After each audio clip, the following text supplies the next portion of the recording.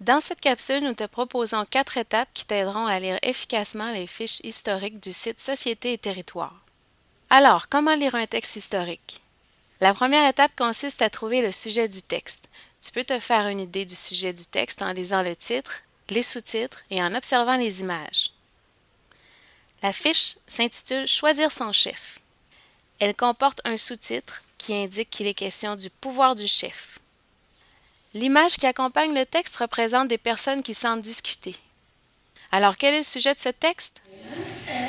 Une vieille madame qui veut choisir son chef. Ah, une vieille madame. Tu crois que lui, c'est une vieille madame ou ici? En bas, hein? Une personne âgée, une vieille dame qui choisit un chef. Ah, peut-être que c'est les personnes âgées qui choisissent un chef. Maintenant que tu connais le sujet, formule une question de lecture. Cette question t'aidera à te fixer des objectifs pour la lecture du texte. Pour formuler une question, utilise les mots d'interrogation que tu connais.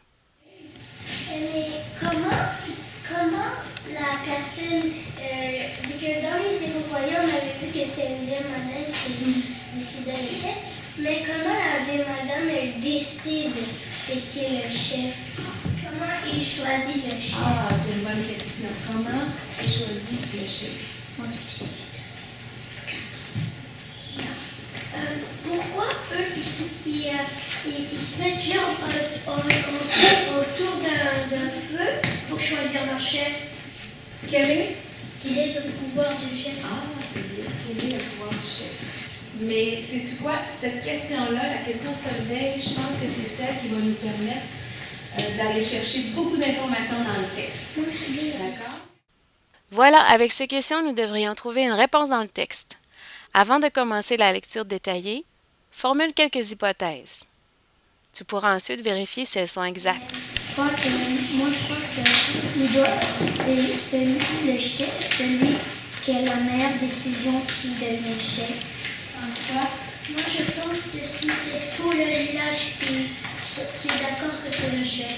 Ah, tout de suite, Moïse, toi, tu penses quoi? Peut-être c'est les femmes qui choisissent le chef. Peut-être que c'est le fils du chef. Fort, puis il est capable de protéger le village. Puis c'est lui le plus fort du village, alors c'est lui qui devient le chef. Tu peux maintenant commencer la lecture du texte. Pour identifier clairement les éléments de réponse à ta question, surligne ou souligne les éléments pertinents du texte.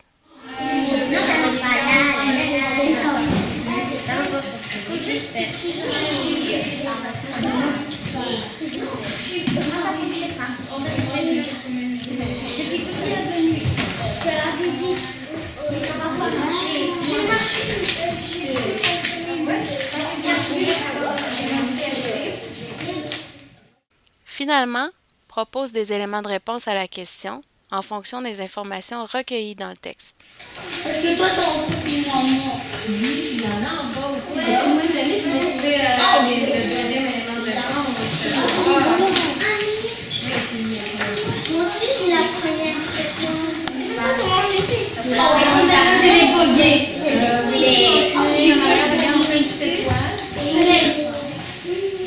Alors, comment est choisi le chef chez les Algonquiens? Qui va me donner sa réponse? Le chef est choisi parce qu'il possède des qualités personnelles, comme la force,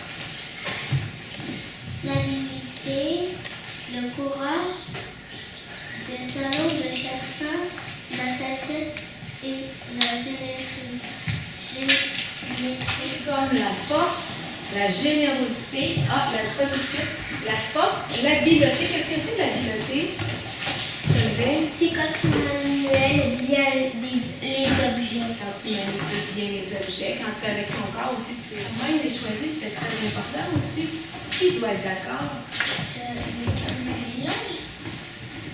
Toutes les personnes présentes sur le conseil.